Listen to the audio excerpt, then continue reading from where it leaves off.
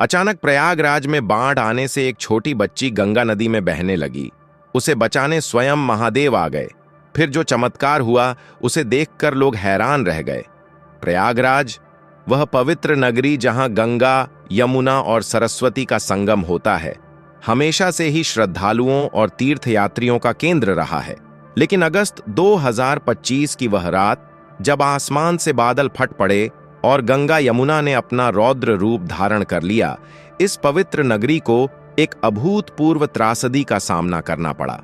यह घटना उस रात की है जब प्रकृति के प्रकोप ने शहर को हिलाकर रख दिया, लेकिन एक चमत्कार ने सभी को आश्चर्य में डुबो दिया।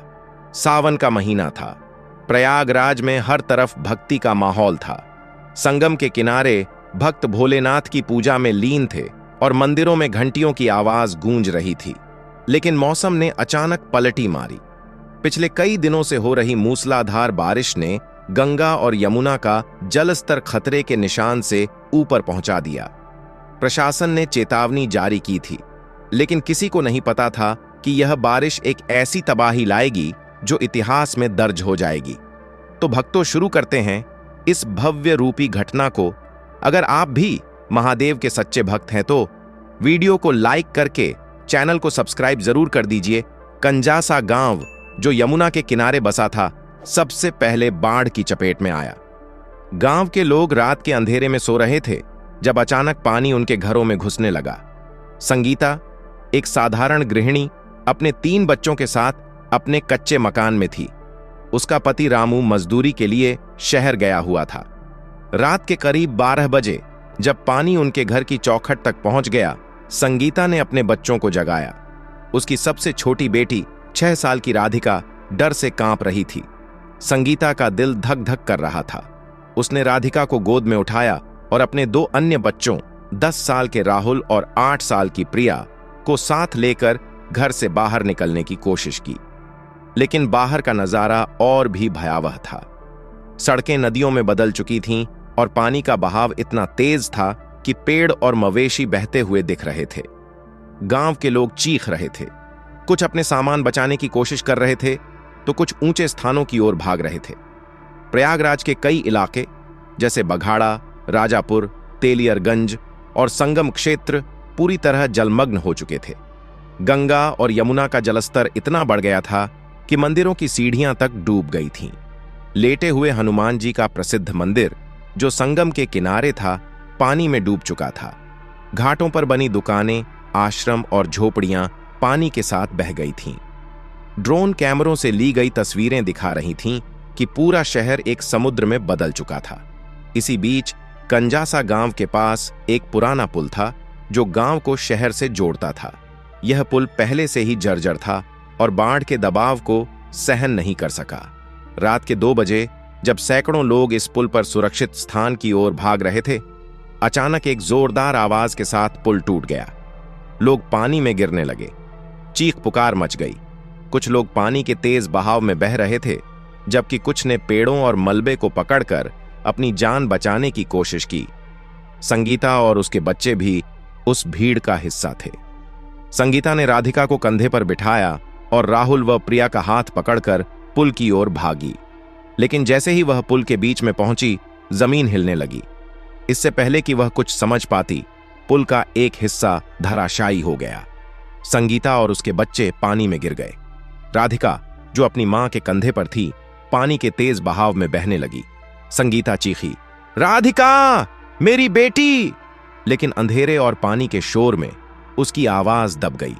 राहुल और प्रिया किसी तरह एक टूटे हुए पेड़ को पकड़कर किनारे की ओर बढ़े, लेकिन राधिका का कहीं पता नहीं था। उसी रात गांव के एक बुजुर्ग पंडित रामनाथ, जो पास के शिव मंदिर के पुजारी थे, बाढ़ में फंसे लोगों की मदद कर रहे थे। वह अपनी छोटी सी नाव लेकर लोगों को सुरक्षित स्थानों तक पहुंचा रहे थे। रामनाथ को गांव वाले बाबा कहकर बुलाते थे, क्योंकि उनकी भक्ति और साहस की कहानियां पूरे गांव में मशहूर थीं। रामनाथ ने अपनी नाव में कई लोगों को बचाया, लेकिन जब उन्होंने राधिका को पानी में बहते देखा, उनका दिल दहल गया। वह छोटी सी बच्ची पानी में तैर रही थी, लेकिन उसका चेहरा डर से सफेद पड़ चुका था। रामनाथ ने अपनी नाव तेजी से उसकी ओर बढ़ाई, लेकिन पानी का बहाव इतना तेज था कि नाव पलटने की कगार पर थी। तभी कुछ ऐसा हुआ जिसे देखकर रामनाथ के होश उड़ गए। पानी के बीच एक तेज रोशनी दिखाई दी, जैसे कोई सूरज अंधेरे में चमक उठा हो। उस रोशनी में एक आकृति उभरी, लंबे जटाजूट, त्रिशूल लिए और तीसरा नेत्र चमकता हुआ। यह स्वयं भोलेनाथ की छवि थी। रामनाथ की आंखें आश्चर्य से फैल गईं। उन्होंने देखा कि वह आकृति धीरे धीरे राधिका की ओर बढ़ी। पानी का बहाव अचानक शांत हो गया, जैसे प्रकृति ने स्वयं महादेव के सामने घुटने टेक दिए हों। महादेव की वह आकृति राधिका के पास पहुंची और उसे अपनी गोद में उठा लिया। राधिका, जो अब तक बेहोश हो चुकी थी, अचानक होश में आई। उसने देखा कि वह पानी के ऊपर तैर रही थी, लेकिन कोई उसे थामे हुए था। उसने पीछे मुड़कर देखा तो एक विशाल, शांत और दैवीय चेहरा देखकर वह स्तब्ध रह गई। रामनाथ ने यह दृश्य देखा और अपनी नाव को और तेजी से राधिका की ओर बढ़ाया। जैसे ही वह पास पहुंचे, महादेव की आकृति धीरे धीरे गायब हो गई और राधिका एक टूटे हुए पेड़ के तने पर सुरक्षित बैठी मिली। रामनाथ ने उसे अपनी नाव में लिया और किनारे की ओर ले गए।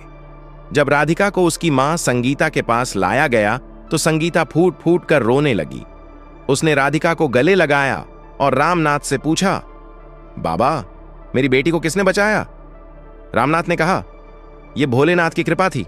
संगीता, मैंने स्वयं देखा, महादेव इस बच्ची को बचाने आए थे। यह खबर जंगल की आग की तरह गांव में फैल गई। लोग आश्चर्यचकित थे। कुछ लोगों ने इसे अंधविश्वास कहा, लेकिन जिन्होंने उस रात रामनाथ के साथ वह दृश्य देखा, वे कसम खाकर कह रहे थे कि यह कोई भ्रम नहीं था। अगले दिन जब बाढ़ का पानी कुछ कम हुआ तो गांव वाले उस स्थान पर पहुंचे जहां राधिका को बचाया गया था। वहां उन्हें एक आश्चर्यजनक चीज मिली, एक छोटा सा शिवलिंग जो पानी के बीच एक चट्टान पर प्रकट हुआ था। यह शिवलिंग पहले कभी वहां नहीं था। गांव वालों ने इसे महादेव का चमत्कार माना और उस स्थान पर एक छोटा सा मंदिर बनाया। राधिका की कहानी पूरे प्रयागराज में फैल गई। लोग उस बच्ची को महादेव की बेटी कहने लगे। स्थानीय समाचार चैनलों ने इस घटना को कवर किया और सोशल मीडिया पर यह कहानी वायरल हो गई। लोग इसे चमत्कार मान रहे थे और कुछ लोग इसे एक संदेश के रूप में देख रहे थे कि प्रकृति के साथ खिलवाड़ का परिणाम भयावह हो सकता है, लेकिन भक्ति और विश्वास हर संकट से बचा सकते हैं। बाढ़ ने प्रयागराज को बहुत नुकसान पहुंचाया। हजारों लोग बेघर हो गए और कई गांव पूरी तरह तबाह हो गए, लेकिन राधिका की कहानी ने लोगों में एक नई उम्मीद जगाई। प्रशासन ने राहत कार्य शुरू किए और एनडीआरएफ की टीमें दिन रात लोगों को बचाने में जुटी रहीं। संगीता और उसके बच्चे एक राहत शिविर में शरण ले चुके थे, लेकिन राधिका की कहानी ने उन्हें हिम्मत दी। राधिका, जो अब पूरी तरह स्वस्थ थी, अक्सर उस रात को याद करती। वह कहती, मम्मी, उस रात मुझे लगा कि कोई बहुत बड़ा और अच्छा इंसान मुझे बचा रहा था। उसके चेहरे पर बहुत शांति थी। संगीता मुस्कुराकर कहती, वह इंसान नहीं, स्वयं भोलेनाथ थे बेटी। यह कहानी सिर्फ एक बाढ़ की त्रासदी की नहीं, बल्कि विश्वास, साहस और चमत्कार की है। प्रयागराज की इस घटना ने लोगों को यह सिखाया कि जब सारी उम्मीदें खत्म हो जाती हैं, तब भी कोई न कोई शक्ति हमारी रक्षा के लिए आती है। राधिका की कहानी आज भी कंजासा गांव में गाई जाती है और वह छोटा सा शिवलिंग जो पानी के बीच प्रकट हुआ था, अब एक तीर्थ स्थल बन चुका है।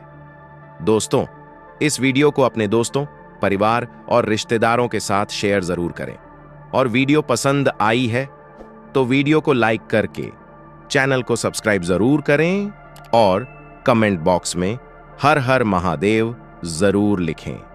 धन्यवाद।